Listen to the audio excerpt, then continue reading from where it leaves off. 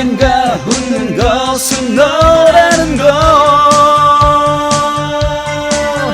가끔씩 내가 흔들리면 너의 길을 나에게 보여줘 가까이 서로 지켜볼 수 있게 너는 아직 모를 거야 너 하나로 빛나는 하루를 많은 길은 세상에 있다지만 나는 택한 거야 너에게로 가는 길이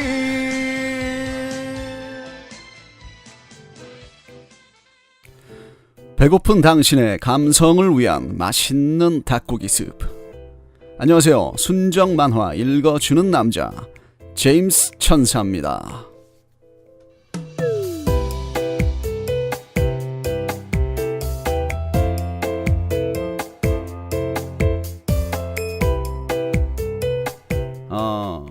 이런 진행자가 있는지 모르겠어요. 막 그 팟캐스트 진행하다가 노래도 하고 제가 스스로 이걸 오랫동안 재미있게 진행하려고 생각을 해봤어요. 어떻게 하면 재밌을까? 남들과 좀 다를까 하다가 노래도 하고 뭐 그러려고 했나? 지난 화에 이어서 오늘은 점프트리 A 플러스 그 2부 순서를 진행하려고 합니다. 여러분들이 그 방금 전에 들었던 음악들의 공통점이 뭔지 아세요? 이렇게 질문을 해도 대답할 사람이 없네. 92년도, 93년도에 가장 인기가 많았던 하이틴 드라마 그때 당시에 그 주인공들이 사실 다들 대학생들이었어요. 우리들의 천국이라는 드라마를 시작으로 내일은 사랑 같은 드라마 대학생들을 대상으로 한 드라마들이 인기를 끌었고요. 연속극으로 그러니까 이 주말 드라마 뭐라고 해야 되죠? 일주일에 한 번씩 하는 이런 내일은 천국 우리들의 사랑 우리들의 천국 내일은 사랑 이런 드라마 말고 이제 연속극 미니 시리즈 뭐 이런 식으로 뭐 월요일 화요일 수요일 목요일 뭐 해가지고 드라마들이 지금도 계속 하잖아요. 질투라는 드라마가 대박을 쳤습니다. 뭐라고 해야 되죠? 이런 하이틴 드라마의 시초로 알고 있어요. 저는 최진실이라는 그 슈퍼스타의 그 라이징을 알리게 된 작품이기도 하죠. 1992년도에 이 드라마로 인해서 최수종, 최진실이 커플의 이 하이틴 드라마 이후로 주인공들의 연령대가 확 낮아집니다. 뭐 그랬다고요. 이 점프트리 A 플러스를 보던 세대들은 이 책을 보고 집에 가면 드라마를 이런 걸 봤던 거죠. 저는 기억이 나요. 사실 저는 질투를 재밌게 보지 않았어요. 질투라는 지금 제가 질투하고 내일은 사랑, 우리들의 천국 이렇게 드라마 주제곡들을 연이어서 이렇게 조금씩 들려드렸는데요. 저는 질투는 사실 기억이 나지 않아요. 별로 이렇게 재밌게 보지 않았어요. 하지만 우리들의 천국이랑 내일은 사랑은 정말로 좋아했어요. 웬만하면 빠지지 않고 보려고 정말 노력을 많이 했고요. 특히 내일은 사랑을 정말 재밌게 봤어요. 내일은 사랑에 아마 이병헌이 거의 첫 번째 데뷔작이었을 겁니다.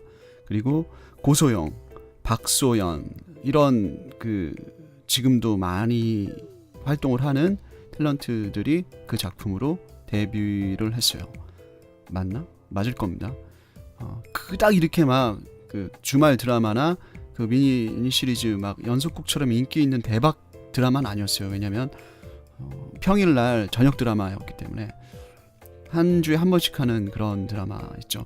요즘엔 그런 게 뭔지는 잘 모르겠어요. 들으시는 분들은 다 아시니까. 그래서 이게 사실 내 잃은 사랑이 꽤나 많이 했거든요. 오랫동안 지속을 했어요. 여자 주인공이 고소영에서 박소연으로 바뀌면서 고소영은 이제 잠깐 나왔죠. 이걸 보면서 진짜 야, 대학교 가면 저렇게 되는 거야? 라면서 막 환상을 가지고 이렇게 봤었는데 개새끼들. 네, 그런 그 대학의 낭만은 내 인생에 없었다. 모르겠어요. 저는 좋은 대학교는 그런 낭만이 있나? 뭐 그런 건지 모르겠는데 어쨌든 저는 그런 거 없는 걸로. 여하튼 그 내 잃은 사랑이랑 우리들의 천국 같은 드라마, 그런 그 대학생들의 그 낭만, 뭐 캠퍼스의 로망, 뭐 이런 일단 개소리들을 하는 그런 것들로 고등학교 2학년 3학년 애들을 막 꼬시는 거야. 니들도 대학 가라. 대학 가면 이렇게 살 수 있다. 그렇게 꼬셨던 그 뭐라고 할까요? 일종의 당근용 그 드라마들이 인기를 많이 끌었죠. 92년도, 93년도 행복했던 시절이었던 것 같습니다. 저는 수능 1세대였기 때문에 그닥 공부를 안 했어요. 수능이 그 전에 학력고사하고의 갭이 있었어요. 이게 어떻게 해야 되는지 잘 몰라. 그래서 저 같은 사람들은 그냥 공부 때려치고, 저는 그 흔한 그 야간 자율학습이라고 하죠. 야자. 한 번도 해본 적이 없습니다. 저는 그런 것도 해본 적이 없고, 한 번도 남아서, 그러니까 어떤 친구들은 도시락을 2개씩 싸와서 점심 때 먹고 저녁 때 먹고 뭐 그랬는데요. 저는 그런 기억이 없어요. 제가 그래도 8학군에 그 좋은 고등학교를 다녔는데 그런 기억이 하나도 없네요. 이게 뭐 이런 얘기 하려고 한 건 아니었는데 그냥 그 당시의 추억들, 학교 생활들, 드라마들 잠깐 얘기해보고 싶었어요. 여러분들의 삶은 어땠었는지, 이걸 듣는 아주머니들, 그 당시 여고생들, 여중생들은 도대체 어떻게 살았을까요? 한번 떠올려 보세요. 저는 잘 모르겠습니다. 저는 남녀공학 학교를 다니긴 했지만 그 여고생들의 삶을 잘 몰라요. 서클 시간 때 잠깐 만난 그 언니들밖에 잘 모르겠는데 그 언니들 그냥 뭐 남자 같았습니다. 참. 마지막으로 하이틴 스타의 정점이라고 생각해요. 저는 92년도에 데뷔를 해서 최근에 신사의 품격인가? 최근도 아니죠. 몇 년 됐죠. 그 드라마로 다시 주목받고 현재는 SM 엔터테인먼트의 그 소속 연예인으로 활동하는 김민종 형님. 이 형님이 그때 아주 그냥 먹어줬죠. 이 형님의 데뷔작 이거 아시죠? 또 다른 만남을 위하여 들으면서 저는 본격적인 2부 JT의 그 러브라인의 주인공들인 승주와 태준이 이야기로 또 오늘 막을 열어야 될 것 같습니다.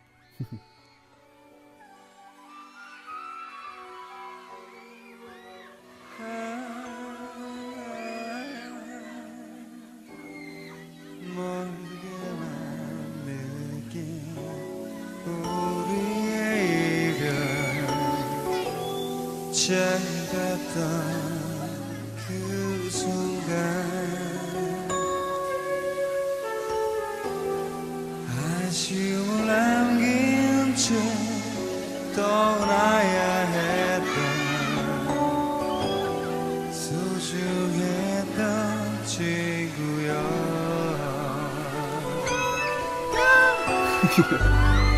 아무런 표정도 없이 그저 담담히 손을 드는 내 모습. 또 다른 만남을 위해 잠시 떠나야 할 뿐 젖어드는 내 마음을 너는 알 거야.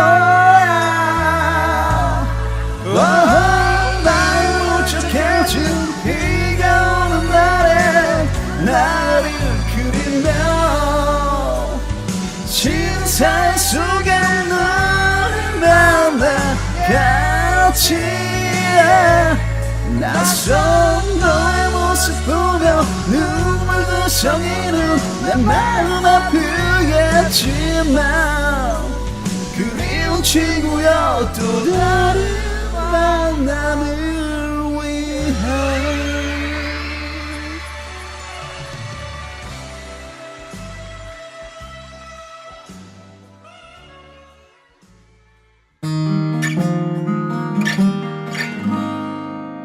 순정 만화 읽어주는 남자.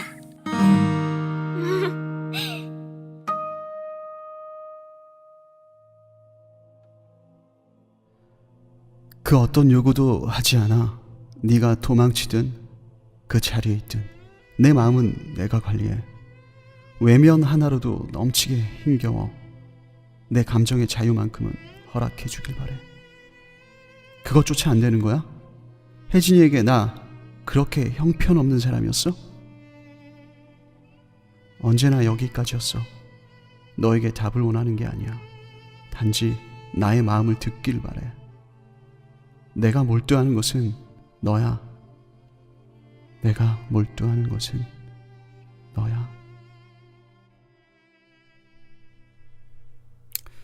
드디어 JT의 실질적인 투탑 남자 주인공이 등장합니다. 오랫동안 기다리셨습니다. 언니들을 사정없이 뭐라고 해야 되죠? 심쿵의 늪에 빠뜨린 여중 여고생들의 뭐라고 해야 될까요? 당시 dengue 인기 투표에서 제가 알기로는 1등입니다. 미세한 차이로 1등이었어요. 태준이래. 승주의 대사로 시작을 했습니다. 방금 전에 읽어드렸던 대사는 단행본 3권의 뒤쪽에 나와요.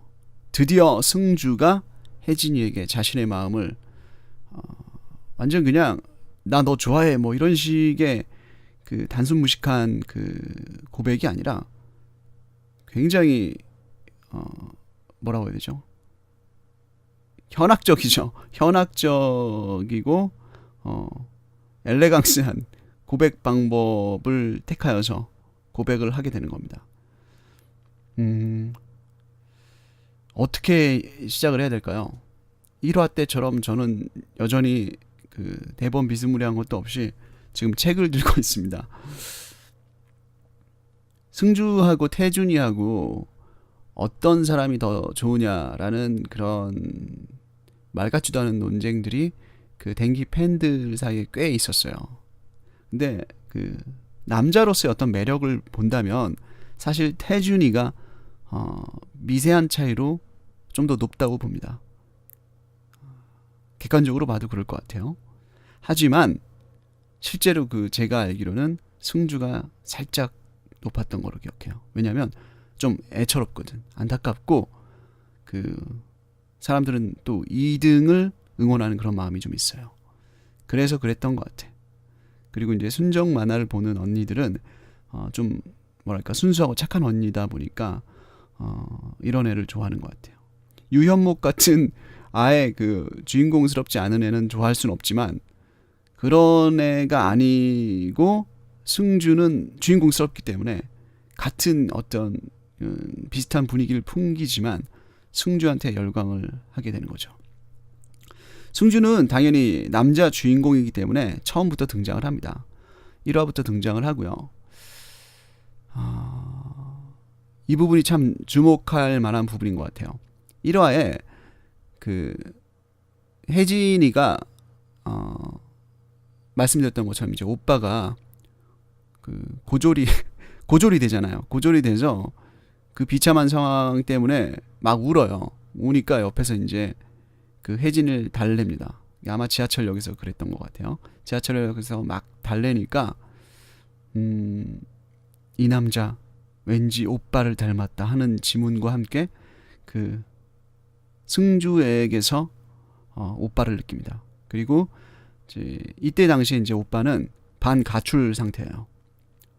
그 배우를 하겠다고 이제 집에 선전포고를 하고 부모님과는 약간 좀 그 냉전이 있죠. 왜냐하면 부모님은 얘가 골저스한 그 미대생이 되길 바랬는데 고졸이 됐기 때문에 이게 반갑지 않아. 특히 아빠하고는 이제 거의 뭐 그 얼음장입니다. 그런 상황에서 이제 혜진이의 어떤 흑기사 노릇도 사실상 그 폐업한 상태이기 때문에 이런 어떤 공백을 승주가 메꿔줘요. 자연스럽게 승주를 통해서 부재 중인 유현목을 느끼게 되는 혜진이. 처음에는 사실 승주도 혜진이에게서 뭐 이성의 느낌을 가지진 않았을 것 같습니다. 하지만 오래지 않아 느끼게 됩니다. 이 여자야. 뭐 이런 신호들이 바로 나오죠. 하지만 혜진이는 몰라. 혜진이는 승주를 그냥 유현목의 대타쯤으로 생각하고 굉장히 편하게 생각합니다. 그것 때문에 이제 승주는 뭔가 좀 안타까운 상황이 된 거죠. 얘는 사실 아까 전이 아니구나. 그 1화에서 그 1부 순서에서 제가 말씀드렸던 것처럼 그 제가 막 민휘경을 완벽한 남자라고 표현을 했어요. 그렇죠? 민휘경의 또 다른 버전의 완벽한 남자입니다. 민휘경은 약간 양아치로서의 퍼펙트한 어떤 간지를 모두 다 갖추었고요. 승주는 엄친아. 정말 이 시절에 그 단어가 있었으면 엄친아라는 단어를 쓸 수 있는 유일한 캐릭터입니다. 승주. 학교에서도 공부 잘해서 회장이었나? 회장 맞을 거예요. 학생 회장에다가 JT도 아마 회장이었던 것 같아요. 그래서 그냥 잘 나가고 매너 짱. 모든 학교의 언니들이 다 우러러보는 그 아이돌이었어요. 잘생기기도 엄청 잘생기고 그 독특한 7대3 가르마의 그 뭐랄까 단정함에서 풍기는 매력도 장난 아니야. 그래서 이제 이 승주를 바라보는 언니들의 그 많은 뭐라고 해야 되지? 시기심 같은 것들을 혜진이는 알래나?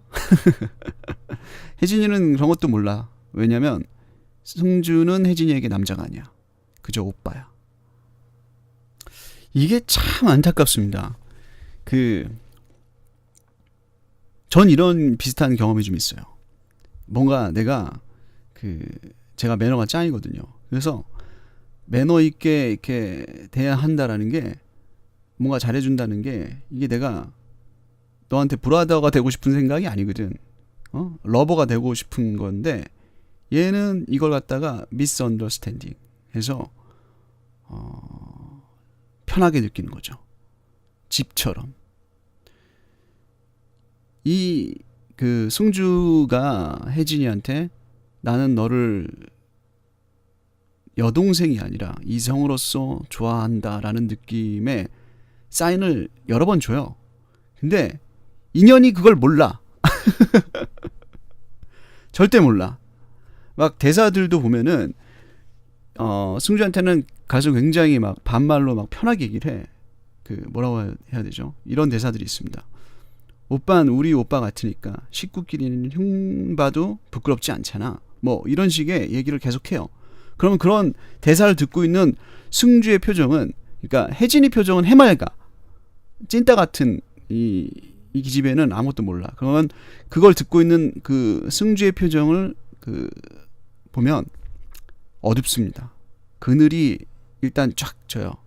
그래서 이 표정을 계속 한 3-4번 보다 보면은 아이고 이년아 좀 알아채 이런 느낌의 어떤 호소가 그 심장으로부터 나오지만, 하지만 혜진이는 계속 찐따인 걸로. 왜? 작가님이 그렇게 만들었거든.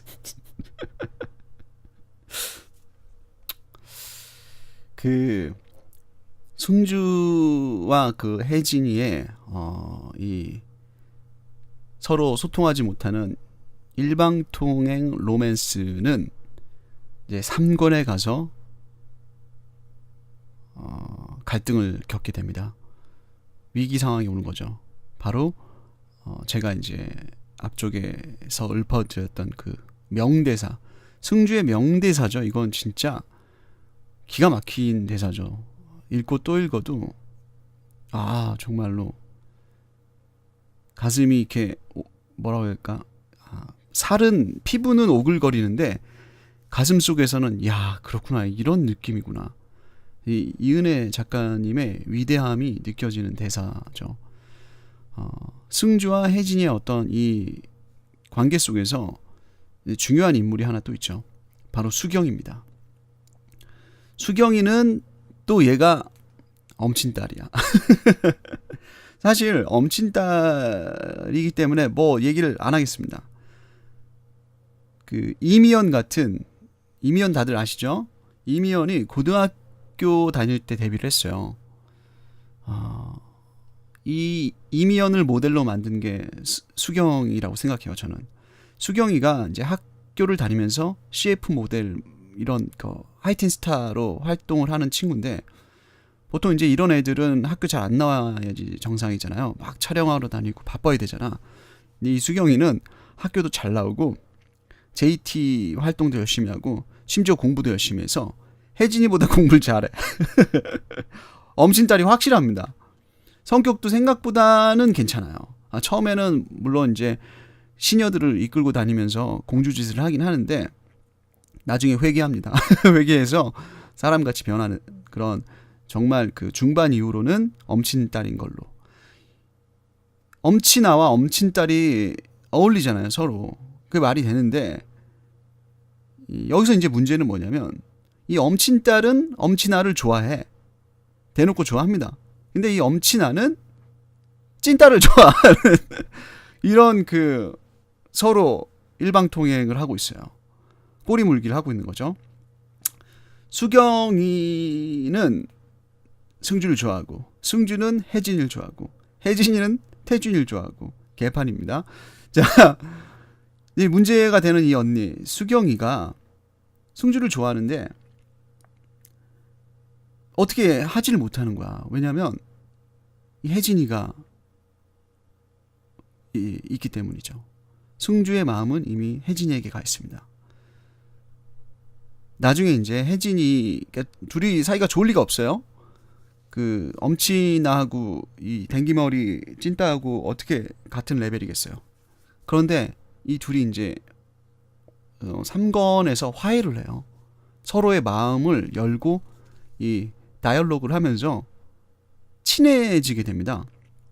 그러면서 혜진이가 수경이가 승주를 좋아하는 걸 알고 둘이 자연스럽게 만날 수 있는 자리를 마련해요. 물론 이제 자기도 같이 끼어요. 그래서 피자를 먹나 그랬던 것 같아요. 이제 그 문제의 3권 그 갈등 장면이에요. 이게 제일 재밌는 장면이죠. 수경이를 갑자기 불러내서, 원래는 이제 승주가 바랬던 거는 이제 혜진이와의 둘만의 데이트였겠지. 하지만 셋이 만나게 돼. 나 같으면 좋겠어. 여자 이쁜 애들, 여자 2명이랑 같이 만나는데. 하지만 순정망하니까 그런 그 진행은 나오지 않죠. 승주가 이제 막 웃으면서 애들 밥 사주고 막 즐거운 시간이 지나서 이제 저녁이 됩니다. 저녁이 돼서 헤어지는데 혜진이는 이제 자연스럽게 둘을 엮어주려고 오빠 수경이 집에 데려다줘 하는데, 이제 승주는 폭발한 거야. 얘는 이제 더 이상 못 참아. 수경이한테 야, 너 집에 가. 그리고 이제 혜진이한테는 혜진아, 내가 너 데려다 줄게 하면서 이제 그때부터 이제 분위기가 싸해지죠. 수경이 뻘쭘해지고 혜진이는 더 뻘쭘해지고, 아니 빨리 수경이 데려다 줘야지, 뭐 하는 짓이야 이 새끼야, 막 이러는데 승주가 이제 대놓고 데려다 준다고 이러면서 막장 드라마는 아니지, 갈등이 고조가 됩니다. 그렇게 승주는 혜진이에게 고백을 하게 되는 거죠. 내가 몰두하는 건 너야 라고 하면서. 완전 재밌습니다. 진짜 그 제가 이 당시에 그 댕기를 보면서 누워서 댕기를 보면서 떼굴떼굴 굴렀던 기억이 나요. 왜? 너무 오글거리고 재밌거든 이런 게. 언니들은 얼마나 재밌었을까? 저는 그런 생각도 해요. 저는 너무 재밌었거든요 이게. 야, 이 새끼가 엄친 딸을 버리고 찐 딸을 선택하는구나. 드디어 고백을 하는구나. 너무 재밌었던 것 같아요. 물론 이제 이 다음에 이제 제가 태준이 이야기하면서 얘기를 하겠지만 태준이와 이제 진검 대결을 하게 됩니다. 아시다시피 혜진이는 태준이를 마음에 두고 있었거든요. 그렇기 때문에 둘의 그 진검 대결은 피할 수 없게 되죠. 아무리 생각해도 이 JT는 너무 재미있어요. 지금 봐도 물론 지금 보면 사실 요즘의 20대, 10대들이 JT 보라면 솔직히 말씀드리면 아마 안 볼 것 같아요. 재미없다고 할 것 같고 지루하고 오글거리고 트렌디하지도 않다라고 생각하겠지만 그때 우리는 이게 너무 재밌었어요. 너무 트렌디했고 너무 황홀했고 재미있었죠. 그 가운데 승주가 있었습니다. 승주가 또 태준이가 없었다면 이 JT는 상상도 할 수 없죠. 지금 같아서는 나올 수 없는 그런 점잖은 그런 캐릭터지만 뭐랄까요? 그 당시 90년대 초의 언니들에게 있어서 꼭 한 번은 봤으면 싶은, 우리 학교에 있었으면 싶은 그런 학교 선배가 아니었을까 하는 생각을 해봅니다.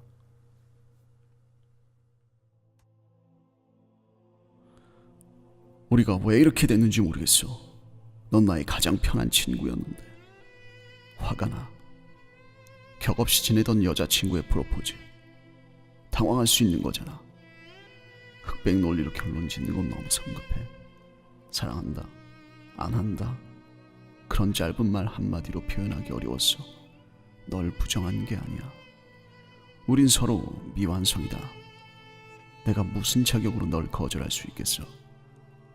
친구를 잃고 싶지 않아.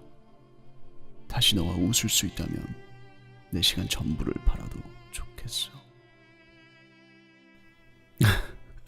그 순정 만화 읽어주는 남자라는 타이틀 때문에 제가 책을 읽기는 하는데요.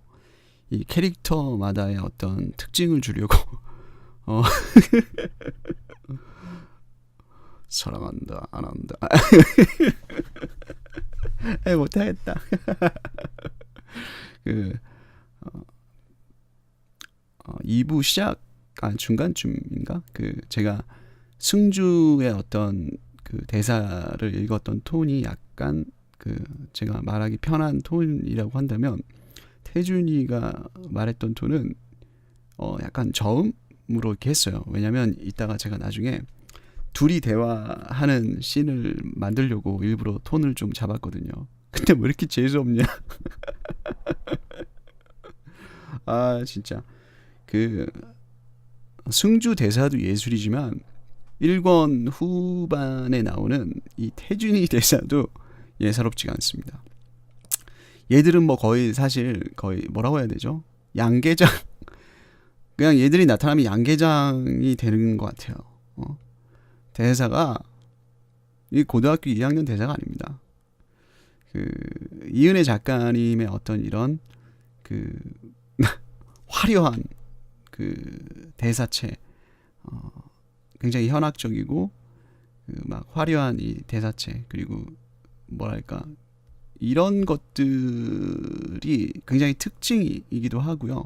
요즘에는 어떤 만화에서도 볼 수 없는 대사죠. 왜냐하면 그 요즘 만화들, 순정 만화, 그러니까 여성향 만화들은 그 대사에서만큼은 굉장히 시대를 반영해요.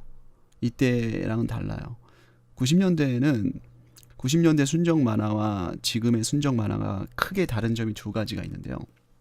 하나는 장르가 달라도 뭐 고전물이든 환타지든 어쨌든 간에 시대상을 반영하는 대사를 쓰는 게 요즘이에요. 그러니까 요즘에 쓰는 익숙한 단어들, 익숙한 언어들을 써서 사람들이 읽는데 거부감이 좀 덜하고 거리감이 좀 덜한데요. 90년대 그 대사체들은 말 그대로 만화에서나 들을 수 있는 대사들이 굉장히 많습니다. 이은혜 작가님뿐만 아니라 다른 작가님들의 대사들도 거의 다 예술입니다. 그게 굉장히 많이 다르고요. 또 개그가 좀 달라요. 90년대 개그는 좀 80년대 개그 같아요. 그래서 그냥 약 좀 억지 웃음 같은 느낌이 있는데 요즘 순정 만화의 개그는 굉장히 웃겨요. 그게 좀 다른 것 같아요. 두 가지가. 뭐 이건 갑자기 나온 얘기고요. 그래도 저는 이게 좋아요. 그 이은혜 작가님 만화에서만 볼 수 있는 이 대사들. 자, 이게 어떤 거냐면 태준이라는 캐릭터는 뭐 다들 아시겠지만 이제 설명해 보자면 승주와 같이 이 만화책에서 점프트리 A 플러스에서 투탑이죠. 하지만 사실상 어떤 미세한 원탑입니다. 그 언니들에게 황홀경을 선사하기 위한 그 캐릭터예요.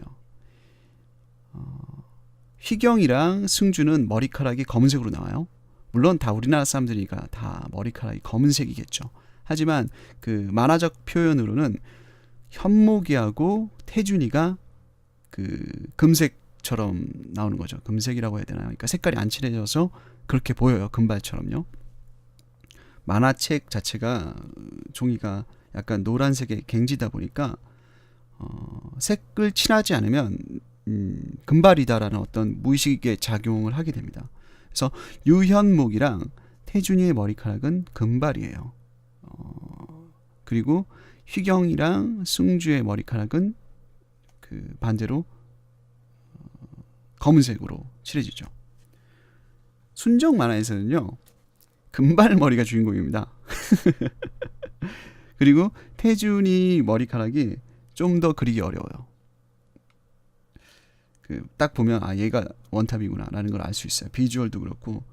그리고 승주가 엄친하긴 하지만 승주가 가지지 못한 무기를 하나 장착했습니다. 태준이는. 이게 뭐냐? 기타를 연주하고 노래를 한다는 겁니다.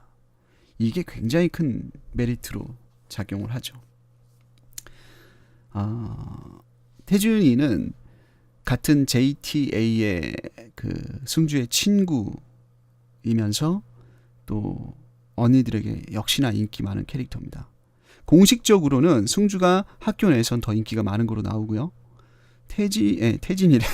태준이는 그보단 살짝 못한 것처럼 나오지만 실제로 만화를 보는 독자들에게는 그냥 짱 멋짐, 그냥 최고인 그런 비주얼과 또 일단은 기타를 치면서 노래를 한다는 건 얘한테 무게 중심을 실어주겠다라는 거 아니겠습니까? 그리고 결정적으로 그 원탑 여자 주인공인 우리 찐따 혜진이가 오매불망 일편단심 바라보고 있는 그 오빠예요. 태준이가. 극 초반에는 이제 태준이가 인물들 중에서 가장 본격적으로 등장하는 게 가장 늦어요. 제일 먼저는 현목이가 등장하고 그 다음에 희경이가 등장하고 그 다음에 이제 승주는 그냥 하는 듯 안 하는 듯 하면서 같이 나오고요. 그리고 이제 마지막에 태준이가 짠 하고 등장하는데 첫 번째 이제 본격적으로 태준이와 혜진이가 만나는 장면이라고 해야 될까요? 태준이가 이제 본격적으로 자기 캐릭터를 드러내는 장면이 뭐냐면 철썩하면서 정원이한테 불꽃 싸다구를 만든 장면으로 시작합니다. 기억하실지 모르겠는데 태준이는 이 안에서 이제 누구랑 사귀지 않아요. 그런데 이 극에서 나오는 개인적으로는 제가 가장 좋아하는 여자 캐릭터입니다. 정원이가 좋아하는 남자예요. 정원이랑 태준이는 둘이 동갑 2학년 친구고요. 근데 이 정원이가 태준이한테 고백을 했던 거죠. 극에서는 이미 그걸 깔고 시작해요. 고백을 했다. 그리고 까였다라는 전제로 시작을 해요. 재밌는 그 시작점이죠. 이게 모든 게 다 그 이은혜 작가님의 계산에서 나온 건데 너무 좋은 것 같아요. 그래서 정원이가 태준이를 때려요. 야, 이 개새끼야. 내가 너 좋아한다고. 뭐 이런 뜻이겠죠. 근데 태준이는 이 태도가 불분명해. 그러니까 요즘 같이 휘경이처럼 완전 나쁜 남자 스타일도 아니고 승주처럼 완전 매너남도 아니고 살짝 자유로운 영혼이면서 알 수 없는 캐릭터. 그래서 굉장히 매력이 있는 게 아닐까라는 생각이 들어요. 정원이하고는 단짝이었던 것 같아요. 그런데 정원이의 고백을 깠어요. 얘가 미친 거지. 제일 이쁜 애였는데. 정원이는 그 태준이와의 관계 속에서 이렇게 비춰지는 모습이 가장 많이 나오고요. JT에서는 모임에서 이렇게 큰 비중이 있게 나오진 않아요. 하지만 계속 이제 초반에 태준이를 몰아붙이면서 나 너 좋아한다고 날 좋아란 말이야 뭐 이런 식의 어떤 느낌으로 나온다고 해야 되나요? 어떻게 보면 좀 남자 입장에서 보면은 좀 이상해. 그런데 저는 이상하게 좋아요. 저렇게 누가 좀 나 좀 좋아해 줬으면 좋겠다. 이런 그 감정이입이 돼서 그런가 봐. 어쨌든 정원이가 이쁘고 저는 이렇게 되게 좋게 느껴지더라고요. 태준이에게는 굉장히 적극적이지만 다른 모임이나 이런 데서는 뭐랄까 다소곳한 게 느낌이 아주 괜찮은 언니입니다. 이 언니가 태준이와의 관계에서 오는 그 불화 그리고 상처를 어디 가서 쏟냐면 걔 양아치 휘경이한테 가서 그걸 달램을 받아요. 이게 또 아주 웃기는 포인트입니다. 그래서 휘경이는 그러니까 둘 사이는 어떤 그 뭔가 로맨스가 나오진 않아. 또 보통 이렇게 둘이 이런 만화 같은 경우는 이렇게 해서 짝짝꿍이 되는데 얘는 또 그렇게 되진 않아요. 하지만 휘경이는 이제 분노에 휩싸입니다. 태준이를 좀 싫어하게 되는 거죠. 후반에 가면은 이 JT 모임이 있는데 정원이가 이제 상처받은 영혼을 위로받기 위해서 이제 휘경이와 함께 기차와 소나무 같은 어디 간이역 같은 데서 폼을 잡고 위로를 받아요. 그리고 이제 밤늦게 들어가는데 태준이가 집 앞에 있었던 거지. 그러면서 이렇게 얘기를 해요. 뭐라고 그러지? 지금 책에서 제가 보고 있는데요. 이 상황은 그려지시죠? 그 휘경이가 이제 정원이를 달래서 집에 데려다 주는데 거기에 이제 태준이가 있었던 거야. 그러면서 정원이도 이제 뻘쭘하고 휘경이는 이 새끼 왔나? 이러고 있는데 형이 설명해 줄 수 있겠군요. 오늘 정원이가 불참한 이유. 이거 모임에 안 나온 거니까. 안 나오기 너 때문에 안 나왔는데 휘경이가 아무 말도 안 하고 갑니다. 그러면서 지나치면서 이제 태준이를 지나치면서 너 같은 타입 역겨워라고 딱 말을 해요. 이때부터 이제 둘의 앙금이 시작돼서 태준이는 참 불쌍해요. 왜냐면 정원이한테 불꽃 싸다구를 맞았죠. 나중에는 이제 휘경이한테 죽방 이렇게 한 대 맞아요. 얘 사실 죄라고는 잘난 죄밖에 없는 애인데 맞아요. 쌤통이다. 그 태준이는 이렇게 잘난 죄로 휘경이에게 미움을 받고 또 정원이에겐 상처를 주고 오직 하나의 죄, 잘난 죄로 인해 그런 그 업보를 당하죠. 자, 그리고 이제 우리의 혜진이 얘가 이제 처음부터 대놓고 태준이를 좋아하는데 이 만화 JT가 혜진이의 성장 드라마다 보니까 성장을 하려면 어떻게 해야 돼? 그 누구 한 명 좋아하고 아파하고 그런 거잖아요. 자, 얘가 이제 혜진이가 좋아하는 대상이 태준인데 처음부터 이제 느낍니다. 아, 이 남자 때문에 내가 이제 막 가슴이 콩닥콩닥 뛰는구나. 태준이만 옆에 오면 얘가 혜진이가 얼굴이 빨개지고 말을 못하고 고개를 못 들고 이지랄을 하는 거예요. 그러니까 이제 처음에 태준이는 얘가 자기를 좋아해서 이러는지 모르고 어렵게 생각하는 거죠. 다른 사람들도 눈치를 못 채요. 그냥 이 혜진이가 태준이를 좀 어려워하는구나 라고만 생각하지 혜진이가 태준이를 좋아한다라고 생각하는 사람은 없어. 하지만 단 한 명 그걸 눈치채는 사람이 있습니다. 누구냐? 당연히 정원이죠. 정원이는 눈치를 깝니다. 아, 인연이 내 남자를 좋아하는구나. 그런데 이제 또 정원이가 태준이에게는 이렇게 지랄 맞지만 다른 사람들에겐 굉장히 또 엘레강스하게 대하거든요. 2권에 가면 제가 제일 좋아하는 2권에 가면은 JT 연합 그 수련회 연합 캠프가 있죠.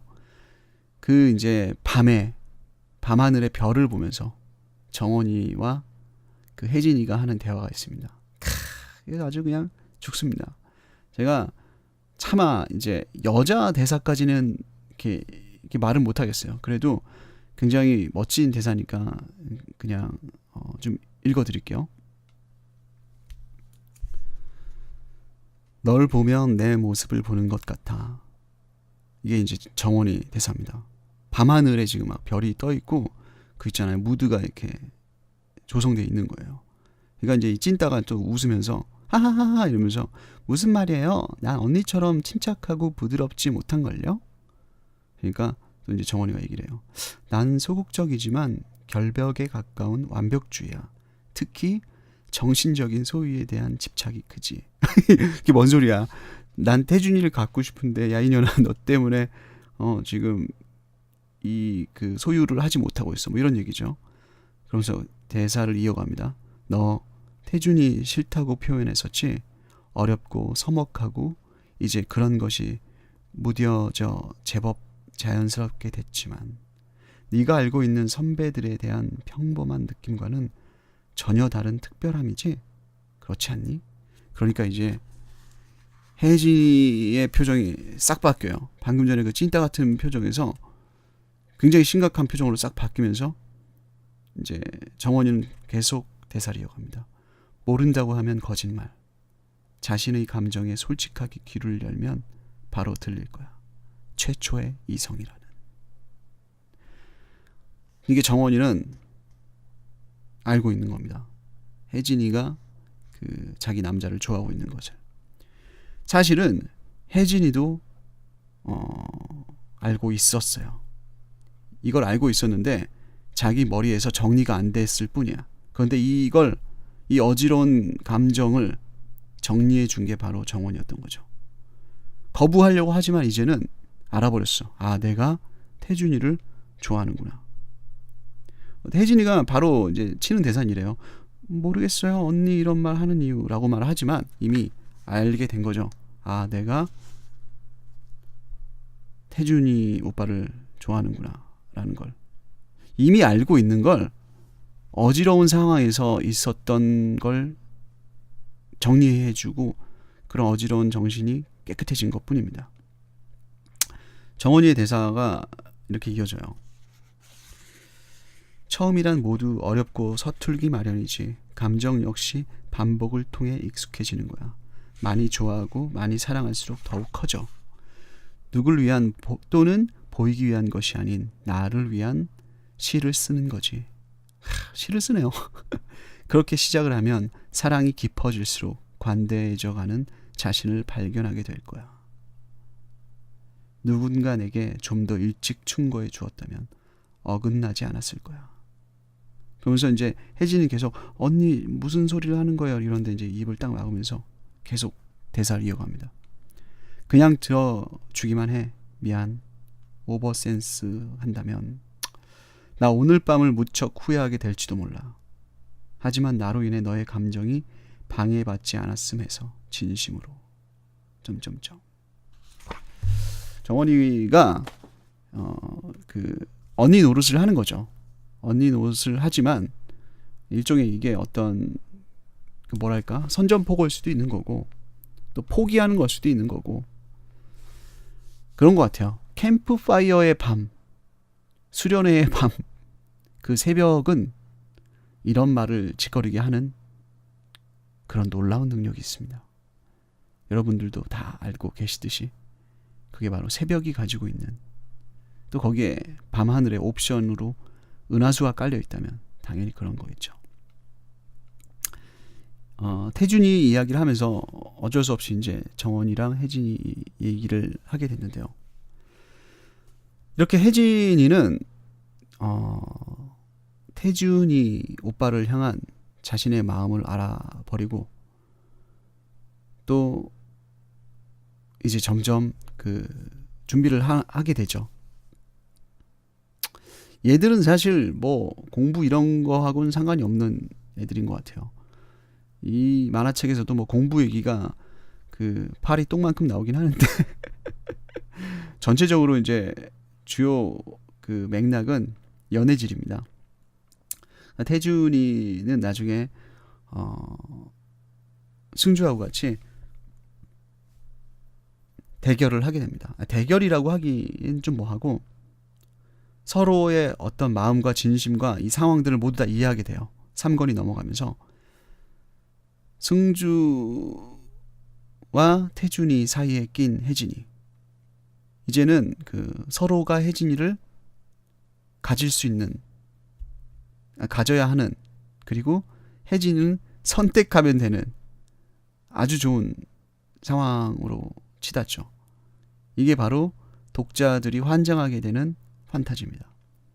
엄친딸 수경이가 아니라 댕기머리 찐따 혜진이, 보통 사람 공부 못하는 혜진이가 학교에서 제일 잘 나가는 오빠 2명을 놓고 저울질해서 고를 수 있는 상황. 이게 현실에서는 사실 불가능하죠. 불가능하기 때문에 독자들을 환장하게 한 게 아닌가 싶어요. 태준이가 가지고 있는 그런 또 매력이 이렇게 발산되는 에피소드를 마지막으로 하나 더 소개하도록 할게요. 태준이는 그 혜진이와 좀 가까워지려고 노력을 해요. 그런 어떤 시도 중에 하나가 뭐였냐면 전화를 합니다. 한밤중에 그 아녀자의 집에 전화를 해요. 사실 그때 승주하고 통화를 막 재밌게 하고 있었어요. 이때쯤에도 아직 승주는 자기한테는 좋은 그 오빠, 편한 오빠 같았는데 막 승주랑 이런저런 얘기하다가 갑자기 전화 끊겨지고 다시 전화벨이 울려서 전화를 받았는데 승주인 줄 알고 막 짓거리다가 보니까 나 태준이야 이렇게 돼서 깜놀해서 이제 태준이가 물어봅니다. 너 이승환 노래 좋아한다며? 하면서 이제 손에는 2호 공감 CD가 딱 들려있죠. 그리고 선물을 해요. CD가 아닌 테이프를 2호 공감 테이프를 선물을 합니다. 이때까지만 해도 저도 그렇고요. 여러분들 다 기억하시겠지만 좋아하는 노래를 공테이프라고 부르죠. 공테이프에다가 녹음하는 일들이 아주 흔한 일이었고 저 같은 사람들은 이제 팝송 테이프 하나, 경음악 테이프 하나, 가요 테이프 하나 뭐 이렇게 해서 한 수십 개를 들고 워크맨에다 끼고 다녔던 기억이 납니다. 그래서 이제 혜진이가 선물을 받았는데 이제 그 선물을 딱 보니까 메모가 있습니다. 메모에 이렇게 써 있어요. 1. 마음에 들길 바래. 2. 세상에 단 하나뿐인 2호 공감이야. 3. 내가 보고 싶을 때 듣는다. 4. 절대 수학 여행 선물을 대신한 것이 아님. 5. 전부터 하고 싶은 선물이었어. 근데 이제 혜진이가 딱 읽을 때까지는 미안 오빠 나도 2호 공감 테이프 있는걸 했는데 이제 플레이를 딱 눌러봤더니 태준이 오빠의 목소리입니다. 태준이가 직접 녹음을 한 거였어요. 혜진이를 위해서. 사실 이 태준이가 그 이렇게 녹음을 해서 준 게 혜진이가 처음은 아니라는 그런 암시가 뒤쪽에 나와요. 그러니까 이때까지만 하더라도 혜진이한테 아주 큰 어떤 그 연애 감정을 느꼈다고 보긴 어려워요. 하지만 혜진이는 이제 끝났지. 오빠가 아니면 죽음을 달라. 원래 언니들은 이제 좀 이런 거 약하잖아요. 자기를 위해서 직접 그 노래를 불러줬다라는 그거에 혜진이는 이제 마음을 굳히게 되죠. 자, 이 오빠다. 태준이의 매력 돋는 그 스토리들, 에피소드는 사실 계속 나와요. 그 현목이와의 어떤 대사에서도 그렇고 여러 군데 이제 태준이의 매력들이 많이 나오죠. 물론 그 일반 그 친구들 학교에서의 매력은 승주가 좀 더 멋있게 나와요. 친구들 그 또래 친구들도 그 승주와 어떤 그 혜진이의 관계로 인해서 혜진이한테 질투를 많이 하고 막 디스를 하고 그러긴 하지만 그래도 이제 아무래도 금발이잖아 태준이는. 좀 더 간지나는 그런 느낌으로 나옵니다. 자, 이제 마지막으로 가는 것 같아요. 점프트리 A+의 최고 명대사, 최고 양계장 돋는 대사가 나왔습니다. 제가 이제 이 대사를 읽고 제대로 잠을 잘 수 있을런지 모르겠지만 여하튼 이제 이 대사와 함께 이 방송도 이제 마무리를 해야 되지 않을까 싶습니다.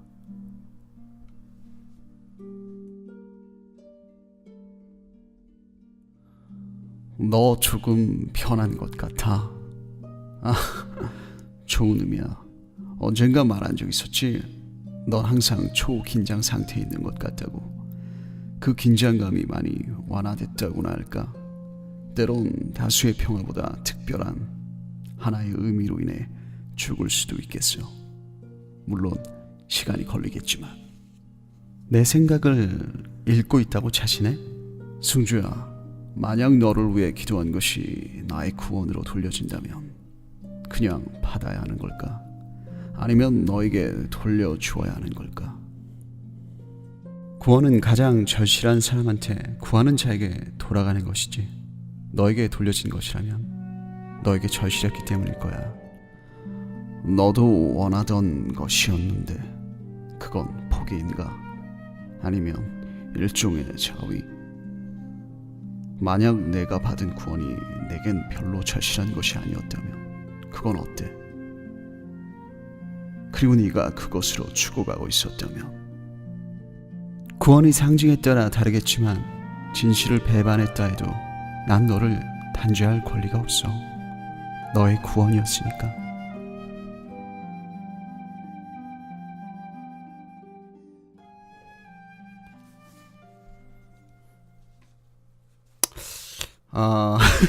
오늘 잠을 자는 건 쉽지 않을 것 같습니다. 그 방금 전에 제가 읽어드렸던 대사는 JT 3권에 나오는데요. 3권 중반쯤에 이제 이 승주, 태준이 같은 시공고교 애들이 수학여행을 가요. 수학여행을 가서 그 바닷가를 쳐다보며 뭔가 이제 운치 있는 그런 풍경을 그 등에 쥐고 주머니에 이제 딱 손을 찔러 넣은 상태에서 완전히 그냥 간지란 간지, 폼이란 폼은 다 잡고 승주하고 태준이가 대화를 나누는 겁니다. 뭐 말로는 혜진이 얘기가 안 나오죠. 그런데 한 얘기는 그거예요. 혜진이를 가운데 두고 신경전을 벌인 겁니다. 야, 이해가 되실런지 모르겠어요. 좋은 의미야. 언젠가 말한 적 있었지. 뭐 이게 태준이 대사인데 이게 그런 거예요. 그 태준이가 보는 승주는 뭔가 좀 냉철하고 중립을 지키면서 사리 판단이 분명하고 흔들리지 않는 스타일인데 얘 가슴에 뭔가 어떤 특별한 의미가 하나 생겨서 그것으로 인해 흔들려 보인다라는 걸 얘기하는 거죠. 그리고 그렇게 너도 이제 그 완벽해 보이는 네가 이제서야 좀 빈틈이 보이고 사람답게 보인다. 뭐 이런 얘기를 한 거예요. 그러니까 그런 태준이가 이렇게 돌려서 뭔가 멋지게 자기의 그 허를 찌르려고 하니까 승주가 대받아치죠.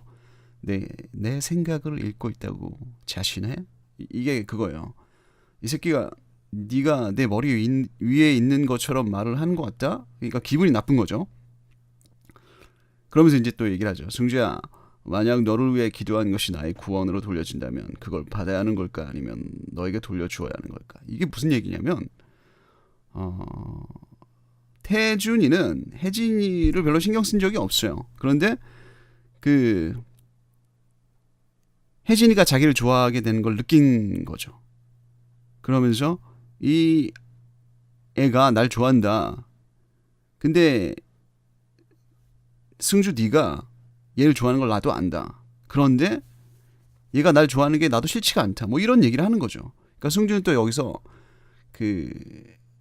가오 떨어지는 얘기는 안 하거든. 아이씨 안 돼.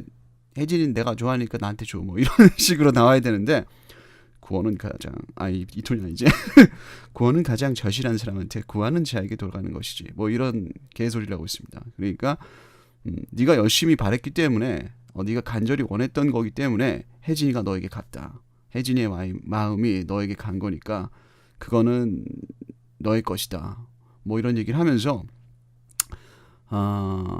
뭔가 이 위기 상황 속에서도 간지를 지키려고 하는 남자의 모습을 보여줍니다.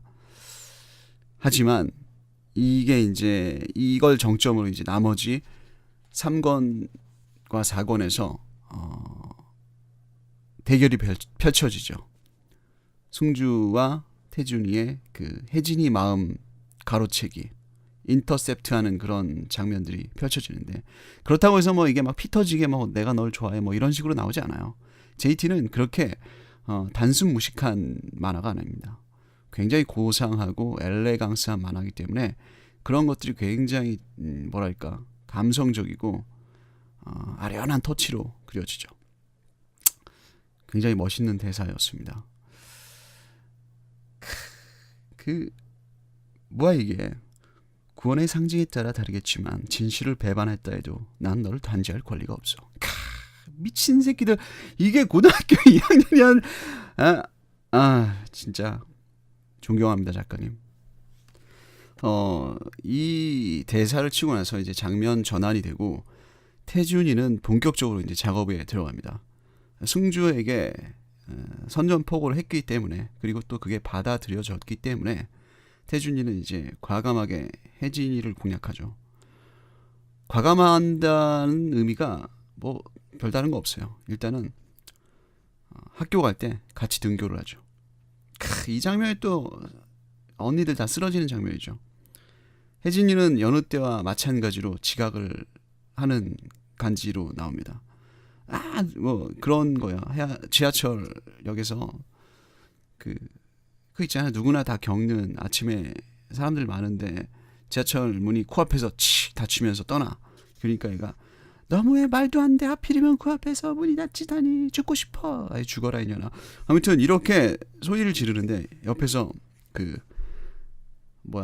사랑은 그대 품 안에 차인표의 손가락 깍지 낀 자세를 가지고 태준이가 굿모닝 이 톤이 아니지 굿모닝 이 톤으로 딱 인사를 해요. 이렇게 이제 같이 지각하면서 너와 나의 그 마음의 만리장성을 쌓아보자라는 간지로 가는 거죠. 이전에 말씀드렸던 것처럼 태준이는 혜진이에게 직접 2호 공감, 하나뿐인 2호 공감이라는 그런 테이프도 녹음을 해주고 그런 식으로 이제 3권 이후로는 관계들이 어떤 갈등들이 해결되는 구도로 나아갑니다. 가장 눈에 띄는 것들은 혜진이와 수경이, 제가 자세한 설명을 많이 하진 않았지만 이 수경이가 진짜 괜찮은 캐릭터거든요. 제가 이 만화 통틀어서 저는 혜진이 별로 안 좋아해요. 남자 입장에서 혜진이 아주 그냥 웃기는 기집애야. 하지만 제가 이제 마음을 뒀던 언니는 누구였냐면 수경이 그리고 정원이. 1학년 수경이와 2학년 정원인데 뭐 그 얘기는 사실 그 2부에서도 말을 못할 것 같아요. 수많은 언니들이 많이 등장하는데 뭐 수경이만 있겠습니까? 수경이, 정원이, 그리고 엑스타처럼 지나가는 뭐 매희, 그리고 매희하고 같이 그 JT에 있는 선배 라인으로 그 연훈이가 있고요. 뭐 많이 있어요. 그런 이런 애들 이야기는 정말 나중에 JT 외전을 한번 더 얘기해드리고 싶어요. 달랑 단행본 4권 뿐이지만 이 만화가 우리나라의 그 90년대에 교복을 입고 생활을 했던 언니들과 특히 저에게는 너무나도 큰 그 의미와 추억의 작품이기 때문에 그냥 지나칠 수가 없어서 나중에 언니들 특집을 한번 더 진행해서 여자 캐릭터들에 대한 이야기를 해보고 싶습니다. 어쨌거나 저쨌거나 그렇게 수경이와 혜진이의 그 어떤 갈등 관계도 풀어지고 이제 그 뒤로 이어지는 어떤 그 승주는 좀 더 대차게 자기의 그 어떤 입장을 얘기를 하죠. 혜진이에게. 그러면서 수경이는 개상처받고 이렇게 재밌게 만화가 진행이 돼요. 그 사이사이 뭐 휘경이나 현목이 또 이런 캐릭터들의 이야기들 보면서 깨알 같아요. 진짜 JT는 그 수많은 캐릭터들의 이야기가 깨알같이 녹아 들어가 있어요. 뭐 물론 메인 어떤 그 이야기는 승주와 태준이 그리고 혜진이 사이의 어떤 그 애틋한 학생들이기 때문에 무슨 로맨스라고 말하기는 또 힘들어. 짝사랑이 이루어져가는 과정 뭐 그런 것들 틈으로 수많은 캐릭터들의 이야기들이 펼쳐져 나가는데 너무 재밌는 것 같아요. 제가 말씀드렸던 것처럼 이제 이 주인공 네 남자의 이야기를 어느 정도 마쳤기 때문에 이 프로그램 저의 그 순정 만화 읽어주는 남자의 첫 번째 이야기인 JT는 1부, 2부 순서로 이렇게 마감을 하려고 합니다. 하지만 이제 이대로 끝나기엔 아쉽기 때문에 좀 더 이제 제가 이 작품을 통해서 느꼈던 감상들에 대해서 몇 가지 더 이야기를 좀 해보려고 합니다. 이런 생각을 좀 했어요. 점프트리 A 플러스 이 만화가 가지고 있는 전반적인 특징은 어떤 걸까? 물론 이 만화의 특징이라고 말하는 것이 뭐 어느 면으로는 그 이은혜 작가님의 작법의 특징과도 비슷한 느낌일 수 있을 것 같습니다. 기본적으로는 대사에 있다고 생각합니다. 대사와 독백, 지문에서 나오는 일종의 그 감성적인 언어들의 오버센스 이런 말도 되겠네요. 감성과다, 수식과다, 오글오글 부글부글 그런 느낌들. 근데 저는 이거 뭐 부정적으로 생각하고 싶지가 않은 게 너무 재밌게 봤고요. 그때는 이해를 못했던 단어들의 뜻들이 지금 오면은 어느 정도 이해가 되는 것들도 있고 아직도 보면 이게 아리까리한 것들도 있어요. 그런 것들은 이렇게 생각해요. 내 나이 40이 넘어서도 이 대사를 이해 못했다라는 거는 이 대사들이 가지고 있는 뜻이 중요한 게 아니라 이거는 그냥 후가시를 위한 대사다라는 느낌도 좀 있어요. 여하튼 뭐 그런 느낌들도 많고 제가 1화 때도 몇 번 얘기했던 것 같은데 어느 부분들은 현학적인 그런 대사들이 있어요. 그러니까 막 뭔가 이렇게 아는 척을 많이 하는 사람들이 대체적으로 그런 막 그 어려운 말들을 많이 쓰잖아요. 학문적인 이야기들을 많이 하면서 뭐 현학적이다라고 얘기를 하는데 이 JT도 약간 그런 부분들이 좀 있는 것 같아요. 고등학교 2학년 애들이 할 만한 얘기가 아니야. 그러니까 너무 조숙한 거죠. 너무 성숙하고 애들이 거의 뭐 말로는 이제 그 소설가 내지는 시인들입니다. 그런 특징들이 그 뭐랄까 마이너스 작용을 했다기보다는 플러스 작용을 했던 것 같아요. 이은혜라는 사람의 그 만화의 어떤 특징을 이뤄가고 있는 거고요. JT에서 그 어떤 그것들이 그런 어떤 작가님의 특징들이 버무려져서 성공적으로 사람들에게 어필을 했고 블루에서는 빵 터진 거죠. 이런 지적들도 당시에 있었어요. 당시에 그 이은혜 작가님과 어깨를 나란히 했던 그 대작가님들의 그 만화들의 특징을 보면 말이죠.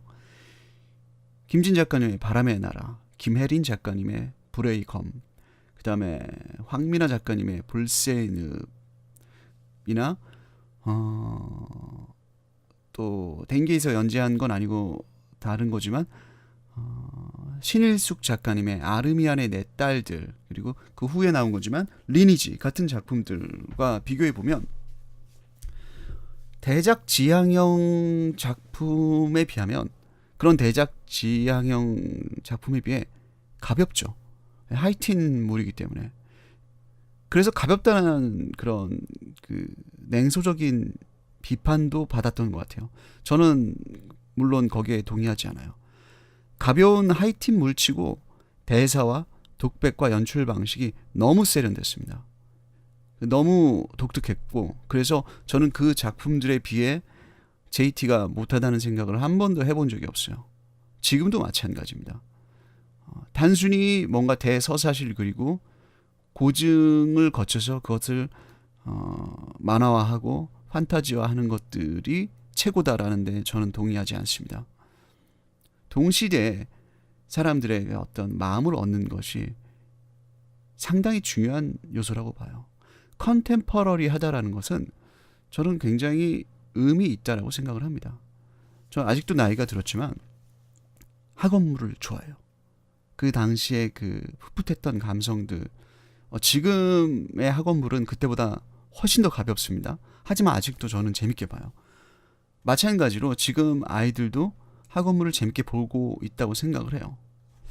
그래서 그 JT의 특징들을 보면 그 이전에 댄싱 러버나 그러니까 르네상스에서 연재해서 성공했던 댄싱 러버, 그 댕기에서의 JT, 윙크에서의 블루 보면 다 컨템퍼러리한 어떤 시대상의 감성을 좀 더 고급스럽고 세련되게 표현했던 작품이라는 것을 알 수 있습니다. 그리고 무엇보다도 JT의 언니들이 열광한 이유는 대리만족이라고 생각합니다. 모든 만화가 마찬가지예요. 예를 들어서 저 같은 남자들이 보는 소년 만화들 뭐가 있을까요? 원피스라든지 요즘에 그 친구들이 자주 보는 원피스, 그리고 저 때는 슬램덩크, 드래곤볼 같은 일본 만화들을 보면요, 그 말도 안 되는 주인공이 등장하죠. 말도 안 되는 주인공들이 악당들을 이겨 나가는 것을 보면서 우리가 가지지 못한 힘, 용기, 모험, 그런 어떤 판타지를 이기게 뭐랄까 느끼게 해주는 거죠. 언니들은 마찬가지라고 생각해요. 혜진이는 극 중에서 수경이 같이 뭐랄까 그 뭐라고 했죠 그거 엄마 친구 엄친딸이 아니에요. 혜진이는 보통 아이로 나와요. 그냥 그 댕기머리에. 그래서 작가님은 이 혜진이를 굉장히 보통 사람으로 연출하기 위해서 노력을 많이 하신 흔적을 볼 수 있어요. 공부도 그닥 잘하지 않고요. 그리고 그 뭔가 그 어떤 탤런트와 그것들을 수경에게 몰아주기 위해서 굉장히 많이 노력을 하셨죠. 하지만 결정적으로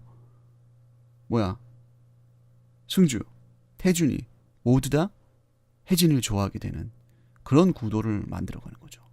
말이 됩니까 이게? 현실에서 불가능하잖아요. 그렇잖아요. 그러니까 이 언니들이 그걸 보면서 자기와 혜진이를 동질화시키는 거죠. 이게 학원물이에요. 그 학교에서의 어떤 생활들과 일상들, 그리고 로맨스라고 해야 되는 그 하이틴 로맨스를 다루고 있지만 본질적으로는 그 밑바탕에 판타지를 깔고 있는 겁니다. 판타지가 막 작용을 하는 거예요. 마음속에. 뭐 모든 만화가 마찬가지라고 생각합니다. 하지만 JT는 그 교복 안에 공주의 감성, 왕자의 감성을 그 감추고 있어요. 드레스를 가장한 교복이라고 생각하시면 될 것 같아요. 이게 그 평범함을 강조하기 위해서 혜진이라는 보통 사람 같은 이름을 넣었고요. 남자도 사실 뭐 선우 태림이나 민휘경 정도를 제외하고는 뭐 현목이, 승주, 태준이, 블루도 마찬가지예요. 이게 되게 일반적인 우리 반에 있을 만한 이름들로 다 채워 넣었죠. 그러면서 이제 아까 말씀드렸던 것처럼 캐릭터들의 성숙함, 이것도 또 한몫을 한 것 같아요. 승주 태준이의 그 마지막 제가 읽어드렸던 대사, 말도 안 되는 대사를 보면서 느낄 수 있는 이 뭐랄까 그 보통 닌겐의 모습을 넘어선 도인, 거의 뭐 김삿갓 수준의 애들, 이태백이나 김삿갓이 달빛 아래 술 한잔 하면서 그 시조를 서로 읊을 그런 수준의 대사를 치는 거거든요. 이게 뭐 방금 전에 제가 말씀드렸던 것처럼 3권에만 나오느냐? 아닙니다. 1권부터 4권까지 지속적으로 그 계속 유지되는 어떤 코드예요. 이은혜 작가님은 이런 부분에 있어서 난 자신 있다라는 걸 말씀해 주시는 거죠. 매달 그러니까 격주죠. 격주로 연재하면서 이 정도 퀄리티의 그림과 이 정도 퀄리티의 글을 쓸 수 있는 능력이 나는 있다. 20대 후반의 작가님의 깡다구가 이 정도였습니다. 그리고 언급했던 것처럼 이런 어떤 도인 같은 모습들도 마찬가지고 달랑 4권을 통해서 수없이 많은 캐릭터를 등장시켰고 그 캐릭터들의 어떤 그 이야기를 그 절정, 갈등과 회복 그런 것들을 다 자연스럽게 잘 표현했고요. 밸런스를 잘 맞추었던 것 같아요. 이 정도 만화에 이 정도 캐릭터라면 한 10권은 돼야지 이 표현이 될 것 같은 그런 부분들을 4권 안에 정말 잘 맞춰서 어느 정도는 열린 그런 결말식으로 맞춰요. 마지막에 보면 참 제가 지금 책을 덮어서 잘 기억이 안 나는데 혜진이를 사이에 두고 승주하고 태준이가 어깨 동무하는 일러스트로 맞췄나? 그랬던 것 같아요. 그러면서 혜진이가 그 아름다운 시절을 추억하는 멋진 대사로 딱 만화가 멈추는데요. 가슴이 그 터질 것 같던 그때 그 감성을 어떻게 표현을 해야 될까요? 저는 아까 말씀드렸던 것처럼 태준이 승주와 같은 나이대 그 캐릭터의 감정이입을 하면서 이 만화를 봤어요. 물론 이 만화를 당시에 초등학생이 봤을 수도 있고요. 댕기를 중학생이 봤을 수도 있고 대학생이 봤을 수도 있어요. 하지만 저는 동시대의 나이대에서 이 만화를 보고 굉장히 많은 걸 느꼈거든요. 그래서 마지막 열린 결말을 통해서 진짜 나는 앞으로 순정 만화가 아니면 재미가 없겠구나 라는 생각을 했었던 기억이 납니다. JT의 특징들을 이야기하면 제가 지금 뭘 쓰지 않아도 입에서 줄줄줄 나와요. 보통 때 느끼고 생각했던 부분들이기 때문이죠.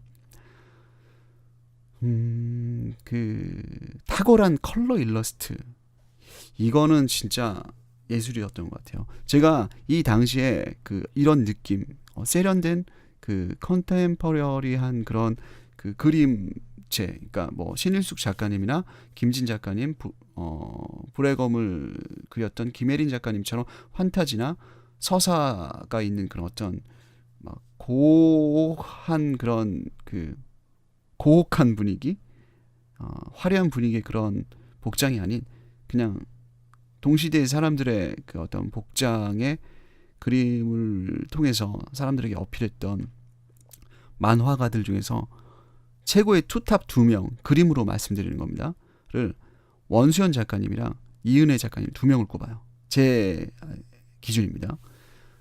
당대 최고라고 생각을 하고요. 이 두 분의 그 그림을 보면 색감이 기가 막힙니다. 원수연 작가님은 좀 더 비비드한 느낌, 비비드한 느낌에다가 좀 더 그 컨트라스트가 있는 느낌이었고요. 이은혜 작가님은 좀 더 파스텔 톤의 느낌에 가까웠어요. 물론 이제 그 당시에는 그 이은혜 작가님이 블루로 데이트를 치셨기 때문에 이은혜 작가님의 그림들이 좀 더 커머셜하게 잘 먹혔던 것 같아요.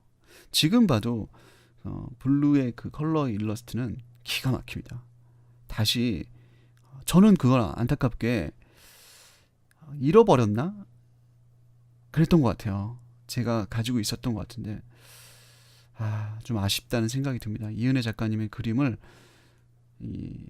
딱히 그 컬러 일러스트를 가지지 않고 있다라는 게 좀 많이 안타까운 부분 중에 하나인 것 같아요. 그리고 또 이 얘기도 드리고 싶어요. 그 JT는 삼각관계의 향연 이었던 것 같아요. 주인공 혜진이와 승주와 태준이의 삼각관계. 또 승주는 마찬가지로 그러니까 이렇게 되는 거죠. 자, 머리를 정리해야 돼. 혜진이는 태준이를 좋아하고 승주는 혜진이를 좋아하고 승주는 혜진이를 좋아하고 수경이는 승주를 좋아하고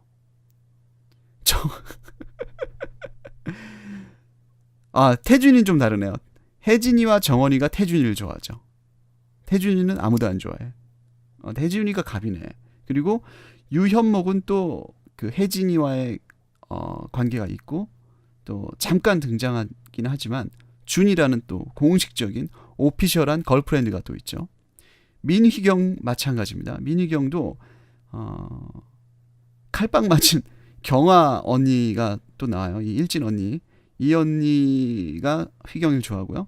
또 지연이가 휘경이를 좋아합니다. 지연이는 그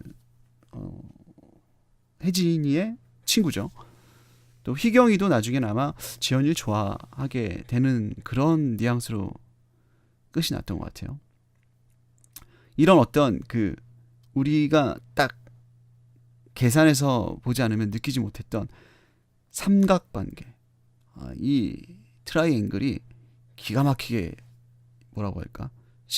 날실처럼 배치되어 있죠. 글쎄요. 여러분들은 공감하실지 모르겠어요. 제가 한 이 JT의 이야기들을.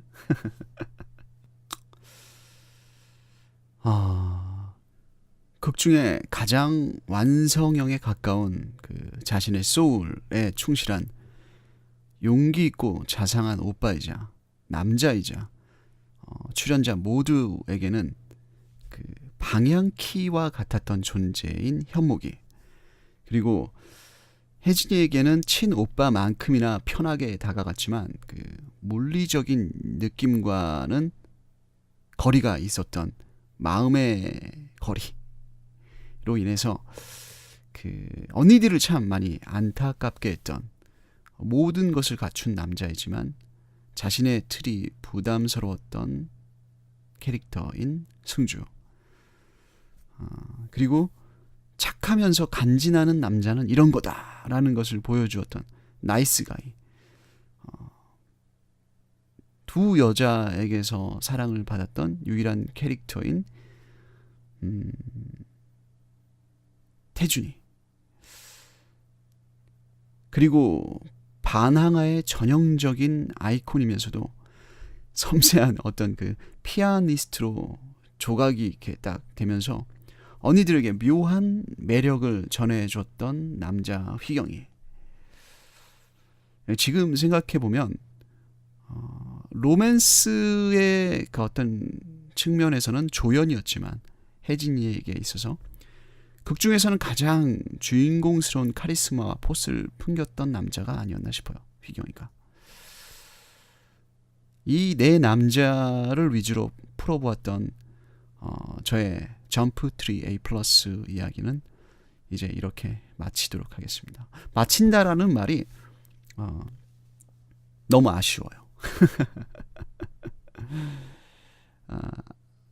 잠깐 언급했던 것처럼 시간이 너무 많이 지나서 그 여자 캐릭터들 이야기는 나중에 정말로 한번 외전 형식으로 잠깐 달아보도록 할게요. 그리고 혹시나 또 못 드렸던 그 하고 싶었던 JT에 대한 이야기가 있으면 다시 한번 외전이라는 그 타이틀을 가지고 한 달 뒤든 2달 뒤든 6달 뒤든 제가 방송을 계속 진행하는 한 한번 꼭 해보도록 할게요. 제가 그 뭐 방송을 하면서 말하는 것들 중에 막 급하게 막 말을 하고 또 말씀드렸던 것처럼 이렇게 막 치밀하게 뭐 대본을 쓴 것도 아니고 뭐 대사 읽을 때는 그냥 만화책 보고 읽고 또 이렇게 넘기면서 뭐 책장 소리도 들어가고 막 그랬어요. 뭐 잘못된 정보 같은 게 있지 않았을까 하는 생각도 있어요. 그리고 제가 어제 그 일부를 다시 들어봤는데 블루가 실제적으로 마지막 연재작이다라고 했지만 어떻게 보면 맞는 말일 수도 있고 틀린 말일 수도 있어요. 사실 파인키스라는 작품도 연재가 됐었는데 그 완결이 안 났죠. 그래서 그냥 언급도 안 했습니다. 파인키스 재밌습니다. 그런데 책 구하기 너무 힘들어요. 블루에 갈아져서 이렇게 빛을 못 봤던 그런 작품이 아니었나. 아마 5권인가 6권까지 나왔죠. 그리고 인기 투표도 휘경이가 3등이라고 했었는데 몰라요. 얘가 휘경이가 1등이었을 수도 있어요. 왜냐하면 제 기억에는 휘경이가 그닥 그렇게 빛을 발하지 못했는데 휘경이가 또 어떤 언니들에게 있어서는 가장 큰 뭐 로망일 수도 있었고요. 제가 그리고 저걸 알았어요. 블로그를 검색하면서 어떤 분이 이런 얘기 하더라고요. 그 유경고교였다고 얘기를 하는데 뭐 이것도 정확한 건지는 저는 잘 아직 기억이 안 나요. 근데 맞는 것 같아요. 제가 가지고 있는 책은 말씀드렸다시피 1999년도에 그 세컨드 에디션입니다. 그래서 여기에서는 시공사에서 펴낸 책이기 때문에 시공고교라고 나오는데 원래 오리지널 에디션에서는 유경고교라고 했었던 것 같기도 해요. 제가 오리지널 판형을 2권밖에 가지고 있지 않아서 정확하게 모르는데 아무튼 그런 블로그 글을 제가 어제 잠깐 봤어요. 제가 뭐 그 순정 만화를 많이 봤다고 시건방을 떨긴 했지만 꼭 그렇지도 않아요. 88년도부터 순정 만화를 전부 다 본 것처럼 얘기를 드렸는데 사실 뭐 전부 봤겠습니까? 물론 보통 사람들보다 훨씬 많이 봤고 많이 알고 또 그 시절을 살았던 사람이기 때문에 그 시절의 어떤 감성을 알고 있기 때문에 대변할 수 있죠. 예를 들어서 뭐 르네상스의 어떤 연재작이라든지 댕기나 윙크의 연재작들. 그런데 그 사이사이에 뭐 많이 있어요. 사실 윙크 연재 당시에도 나나 또 뭐가 있었지? 그 전에는 그 미르도 있었던 것 같고 뭐 또 많이 있습니다. 뭐 하이센스, 칼라, 레이디도 있었던 것 같고 이런 순정 만화 잡지만 제 기억에 그때 예전에 한번 손에 꼽았을 때 20개 가까이 됐었거든요. 이걸 제가 다 본 게 아니에요. 잡지는 정말 르네상스, 댕기, 윙크 위주로 봤고요. 그 단행본들로 나머지 것들은 봤던 것 같고 못 본 것도 많고 또 한 10년 정도는 제가 먹고 사느라고 공백 기간이 있어서 잘 모릅니다. 하지만 그래도 어느 정도 이제 제가 방송을 할 수 있는 그런 자격은 있다라는 생각은 해요. 왜냐하면 순정 만화를 사랑하거든요. 그래서 이런 얘기는 할 수 있지 않을까라는 생각이 듭니다. 참, 이 얘기 드려야 될 것 같습니다.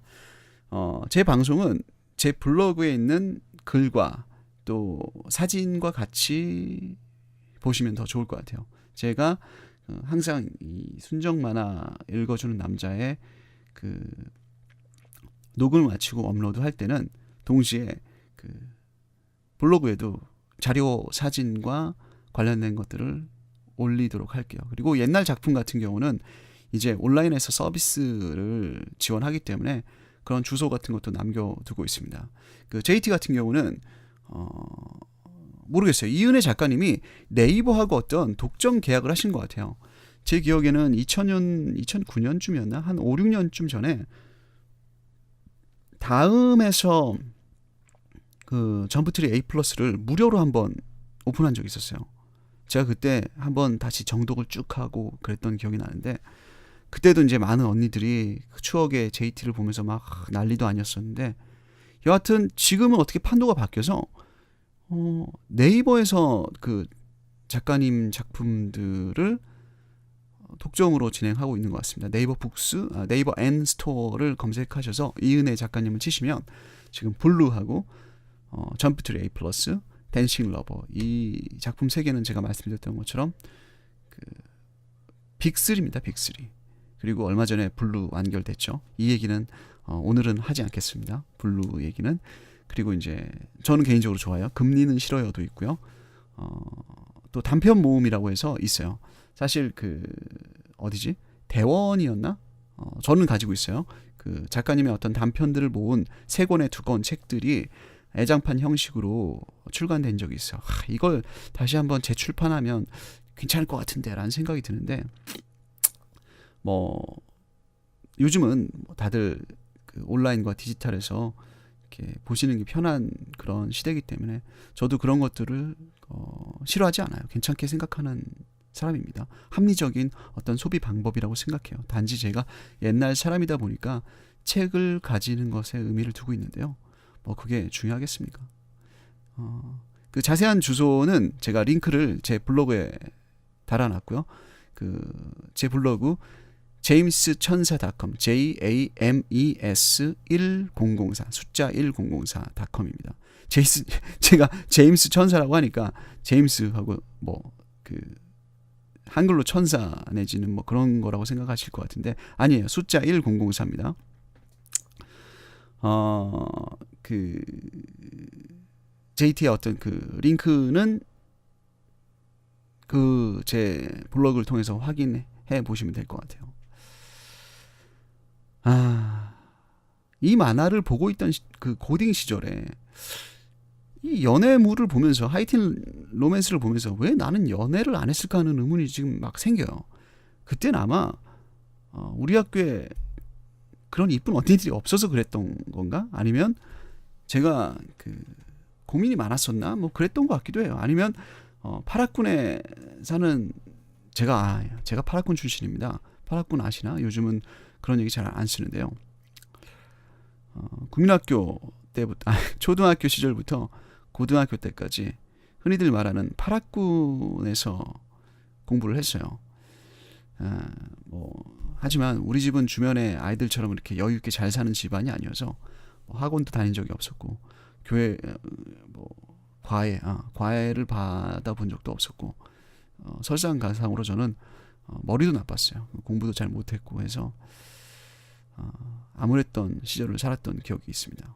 그래서 연애할 그런 어떤 마음의 여유 같은 건 없었던 것 같아요.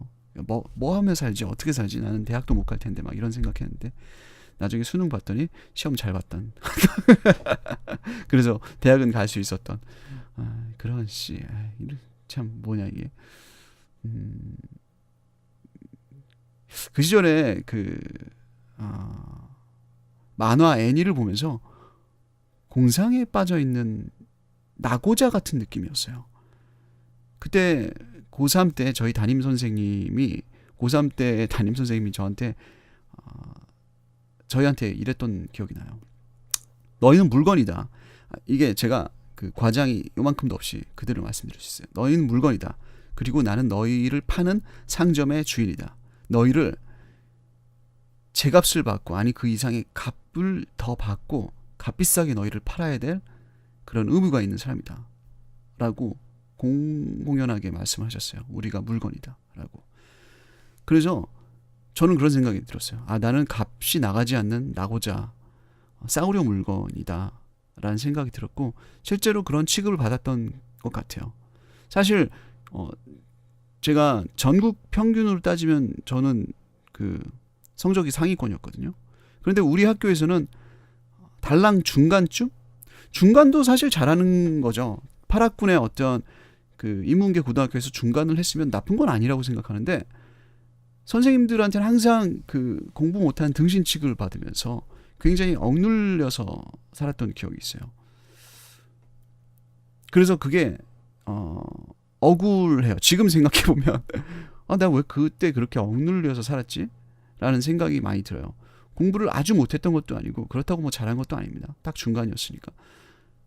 그리고 졸업해서 뭐 어쨌든 그렇게 뭐 대단한 학교는 아니지만 학교도 갈 수 있었고 내가 원하는 과에서 공부를 할 수 있었어요. 저는 다행스럽게. 하지만 그 과정이 매끄럽지가 않았고 결코 행복하지도 않았어요. 말씀드렸던 것처럼 만화하고 애니메이션, 그 일본 애니메이션을 굉장히 좋아했어요. 그 당시에는. 을 보던 거 외에는 삶이 전혀 즐겁지가 않았습니다. 내가 이 얘기 왜 하지? 그래서 연애를 못했다 그 얘기 하려고 했었던 것 같아요. 예. 진짜 제가 순정 만화도 많이 좋아했지만 저는 이제 또래 애들과 같이 어울렸기 때문에 드래곤볼, 슬램덩크 뭐 이런 일본 만화도 굉장히 좋아했었고요. 우리나라 만화들도 많이 봤어요. 물론 가장 좋아했던 건 말씀드렸던 것처럼 순정 만화 제일 좋아했고요. 점프트리 A+는 제 고2, 고3 시절에 베스트 만화였습니다. 물론 주위에서 이 만화에 대해서 이야기할 수 있는 사람은 저희 서클에 후배 한 명밖에 없었지만 그 친구 너무 만나고 싶어요. 이름을 까먹었어요. 제가. 그래서 아무도 없었어요. 정말 주위에 아무도 없어서 외로웠지만 그 만화를 보고 이야기할 때는 이런 느낌이었습니다. 그런 거 있죠. 요즘에 그 황사 때문에 탁한 공기 속에서 막 콜록대고 있을 때 점프트리를 보면 정화된 맑은 공기를 마시는 기분이었던 것 같아요. 이해가 딱 되시지 않습니까? 막 그 낡은 수도관에서 녹슨 물이 나오는 모습을 연상해 보세요. 굉장히 낡은 수십 년 된 수도관에서 수도물을 틀었을 때 막 녹슨 물이 나오는데 그 뱅기를 볼 때, 르네상스를 볼 때, 만화방에서 순정 만화를 볼 때는 정수기에서 필터링된 맑은 물을 마시는 기분? 그냥 이미지만 딱 떠올려도 상상이 되시죠? 그랬던 것 같아요. 진짜 이 방송이 네버엔딩 스토리다. 끝이 안 나네.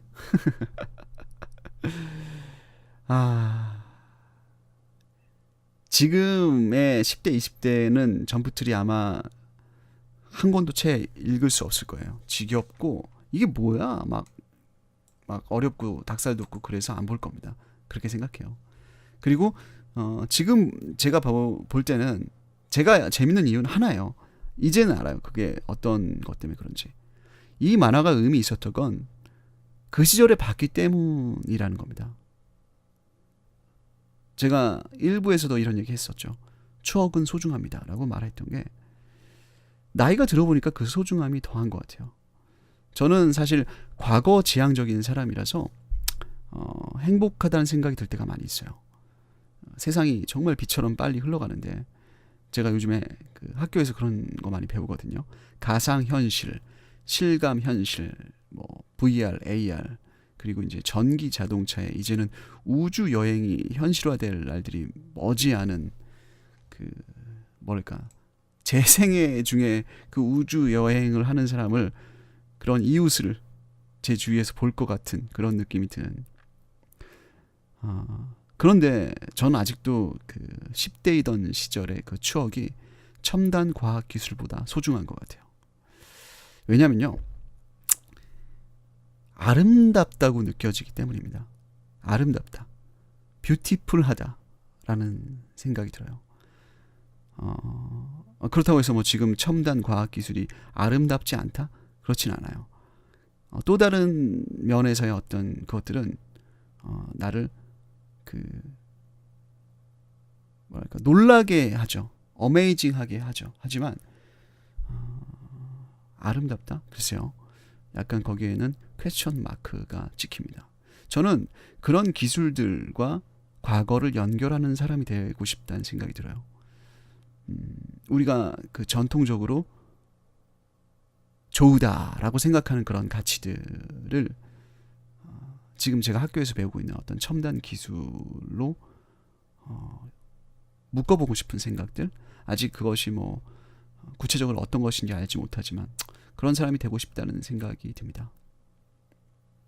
각진 세상 속에서 나를 둥글게 만들고 차가운 현실 속에서 나를 따뜻하게 만드는 그 가장 확실하고 쉬운 방법, 다른 누구의 도움도 필요하지 않은 방법이 저한테 있죠. 이거 진짜 좋은 생각이다. 제가 새벽에 녹음을 하니까 이런 감상적인 얘기를 하는 것 같아요. 아침에 들으면 되게 닭살 돋겠다. 책장에 꽂혀있는 만화책을 꺼내는 방법입니다. 저는 이제 책이 많이 있거든요. 만화책뿐만 아니라 제가 책을 좋아하기 때문에 활자 중독증 같은 게 있어서 책을 많이 보기 때문에 책이 굉장히 많아요. 제 방 안에 온통 책밖에 없어요. 그런데 다행스럽게 그 책장 안에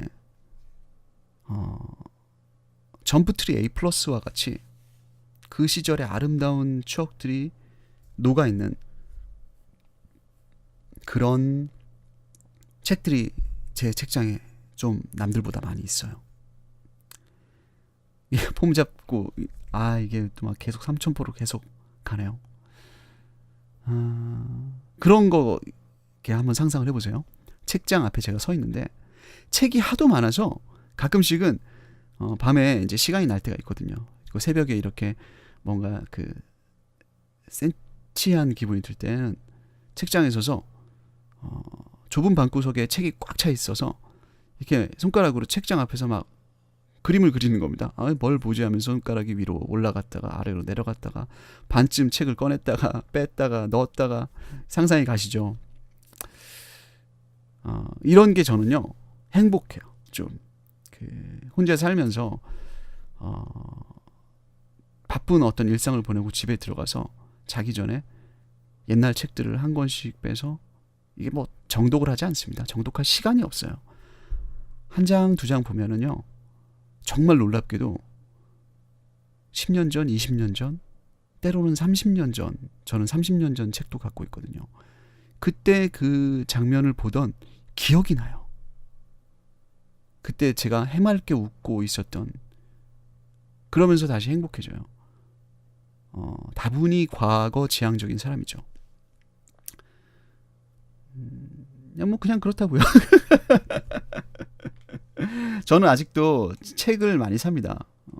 한 달에 한 10만 원어치 정도는 책을 사요. 그 이유는요 명확합니다. 20년 후에 저를 위해서 삽니다.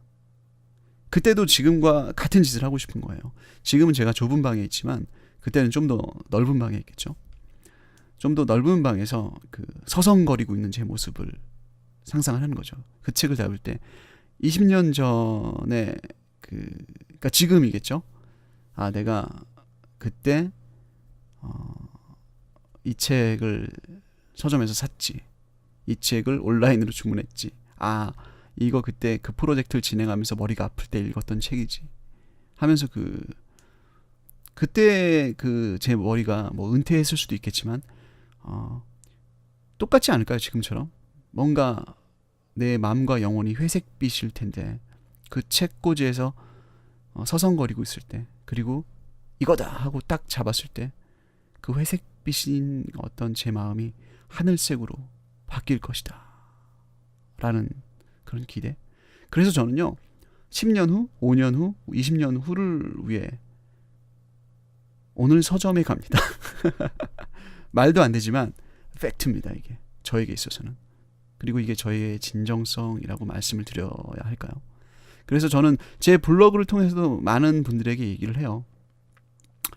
10년 후, 20년 후를 위해서 지금 작은 투자를 해보라고 말씀을 드려요. 뭐 저처럼 무슨 뭐 책을 다 살 필요 없죠. 그런데 1년에 한두 권 정도 내가 평생 이 책을 품고 가야겠다. 절대 이거는 네이버 중고나라에 팔지 않고 함께 가겠다. 그러면서 깨끗하게 복원할 필요도 없다고 생각해요. 그건 저는 결벽증 환자들의 미친 또라이 짓이라고 생각하고요. 지문도 묻고 침도 묻히고 과자 부스러기도 묻고 그냥 그 상태 그대로 내 책장에서 이사를 갈 때도 박스 안에 들어가서 다시 꽂히고 그렇게 10년, 20년 후에 그게 어떤 사람은 사진 앨범이 될 수도 있고요. 저도 마찬가지입니다. 하지만 저에게는 제가 이제 만화 덕후다 보니까 만화책이 그 역할을 하는 거죠. 이런 쓸데없는 얘기는 앞으로도 굉장히 많이 할 것 같아요. 제가 이런 얘기하는 걸 되게 좋아하는 것 같아요. 뭐 그렇다고 해서 책이 아니면 안 된다는 생각은 절대 하지 않습니다. 다시 말씀드리면 지금의 콘텐츠는 디지털로 대여해서 보는 문화라고 생각해요. 그 소유의 패러다임은 어디까지나 저의 견해일 뿐이고요. 지금 세대는 렌탈의 패러다임이 훨씬 어울린다고 생각합니다. 저도 웹툰 보고 그래요. 그리고 요즘에는 아이패드 같은 작고 이쁜 그 디지털 디바이스를 통해서 과거를 회상하는 것도 되게 운치 있을 것 같아요. 제가 20년 후를 위해서 책을 산다고 했지만 사실 20년 후에는 저는 정말로 좋은 디지털 디바이스를 통해서 과거를 전부 다 담고 있을 수 있고 더 편하게 추억할 수 있을 거라는 생각이 들어요. 뭐 그렇지 않을까요? 중요한 건 이런 거죠. 내가 젊은 날의 치열함 속에서도 파릇파릇했던 경험을 했다라는 겁니다. 지금도 삶이 얼마나 치열합니까? 지금 제가 이 방송을 하는 이유도 마찬가지예요. 10년 후에 그 치열한 삶 속에서 내가 남들 같지 않았다라는 생각을 하고 싶어요. 그때 밤에 불을 다 꺼놓고 조그만 촛불 아래서 마이크 앞에서 이런 얘기를 했었다라는 생각을 하면 혼자 이렇게 씩 웃을 수 있지 않을까라는 생각을 합니다. 잠잘 시간, 뭐 친구들이랑 놀 시간 줄여서 지금 마이크 앞에서 이렇게 앉아 있는 게 별로 이렇게 억울하진 않습니다. 자, 이제 진짜 이 얘기는 마치도록 하죠. 제가 이 순정 만화 읽어주는 남자라는 타이틀로 뭐 그닥 창조적이지 않은 제목이지만 이 제목이 참 어울리는 것 같아요. 순정 만화 읽어주는 남자. 뭘 베낀 건지 기억도 안 나요. 그리고 이제 앞에 어떤 인트로 멘트로 뭐라고 했지 내가? 그거는 제가 읽고 있어서 까먹었다. 배고픈 당신의 감성을 위한 맛있는 닭고기 스프. 이게 그거잖아요. 그 영혼을 위한 닭고기 스프라는 제가 좋아하는 책인데 그 책에서 또 표절한 그런 텍스트인데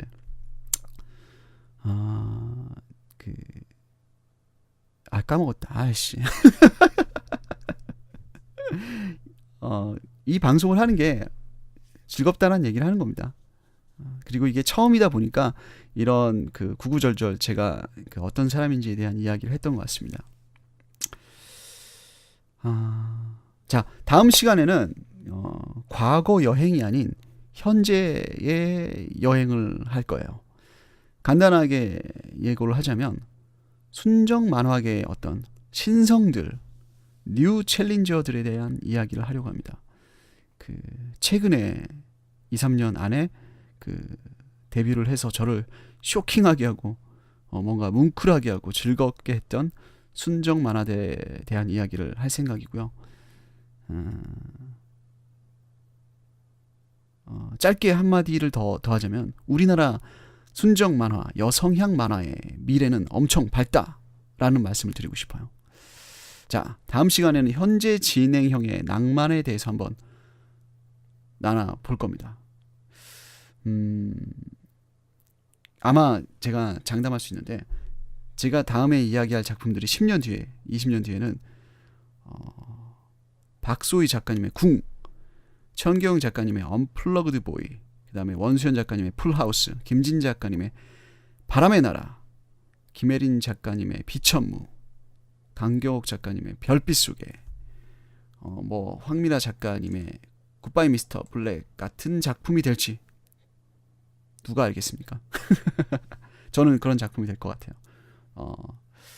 지금 제가 방금 전에 말했던 작품들, 또 뭐 얘기하면 정말 다 열거해야 돼요.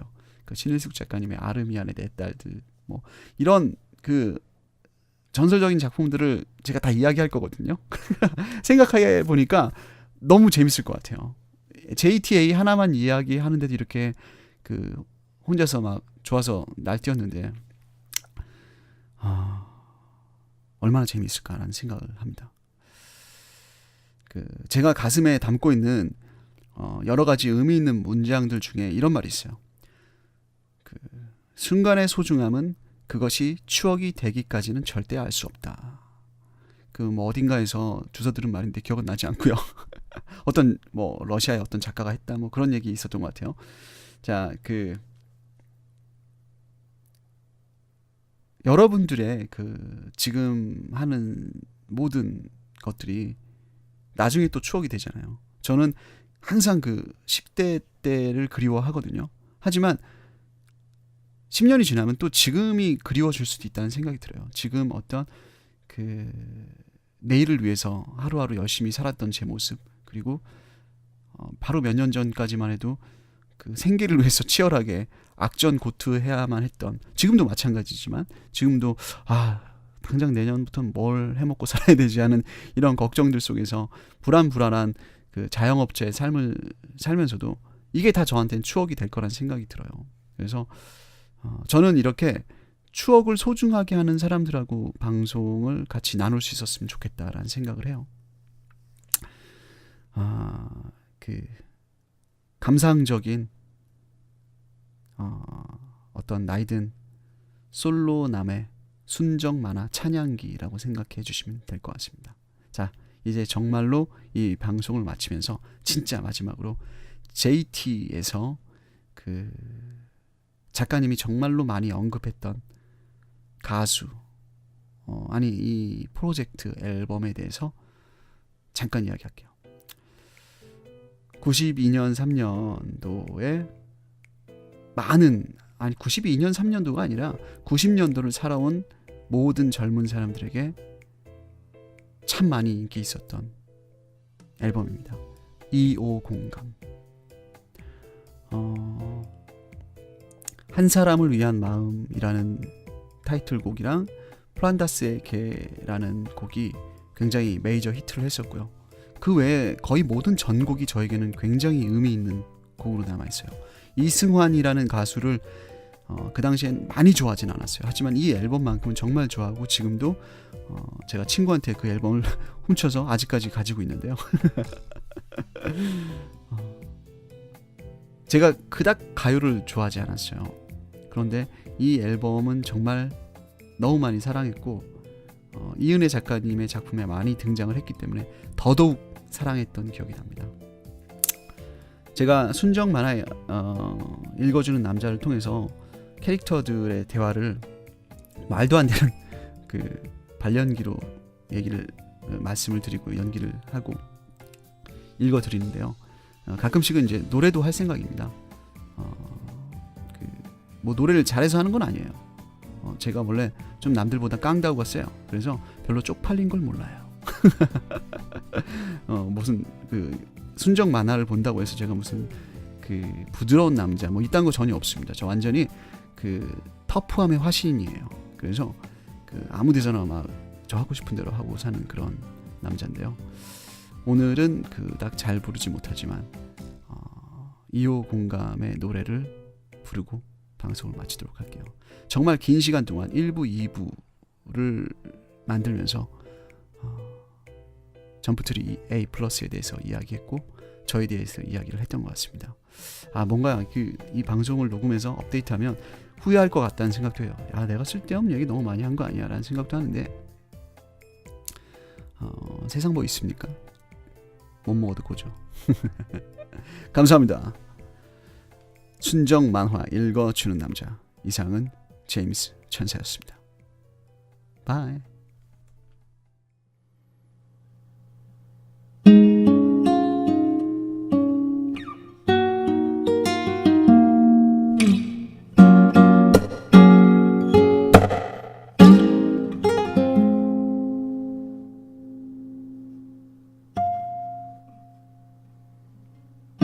힘들게 보낸 나의 하루는 짧은 입맞춤을 해